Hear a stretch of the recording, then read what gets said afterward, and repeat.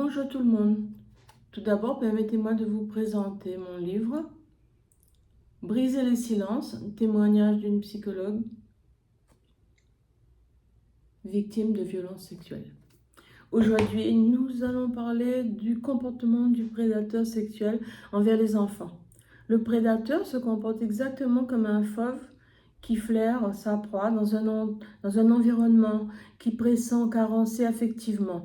Enfant maltraité, en manque d'amour, d'affection, de tendresse. Et c'est là-dessus qu'il va focaliser son attention. D'abord, il va isoler l'enfant pour l'agresser sexuellement. Oublions le mythe de la pulsion incontrôlable, irrépressible. Dans la prédation, on parle plutôt de sexualité compulsive, de compulsion de répétition, parce que le prédateur ne va pas s'arrêter à une seule proie. Jamais. Il élabore toujours un scénario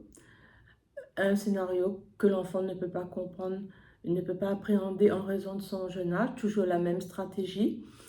Il va s'instaurer d'emblée une relation d'emprise psychologique. L'enfant va être pris dans un étau, pris dans un mécanisme qu'il ne comprend pas, comme un oiseau figé sur la glu. D'abord, il va essayer de partager avec l'enfant cette complicité perverse, auquel l'enfant n'y comprend rien. Il va lui promettre des bonbons, ou bien il va lui promettre de lui acheter des baskets, des vêtements.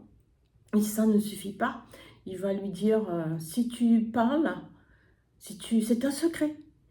Si tu dis quelque chose à quelqu'un, tu perdras l'affection de tes parents, l'affection des tiens, et tu iras en prison toi-même. Vous vous rendez compte dans quelle situation l'enfant est placé? C'est dramatique. Alors, pour aujourd'hui, nous allons en rester là, et je vous promets une autre vidéo dans laquelle on va partager d'autres infos sur les violences sexuelles faites aux enfants.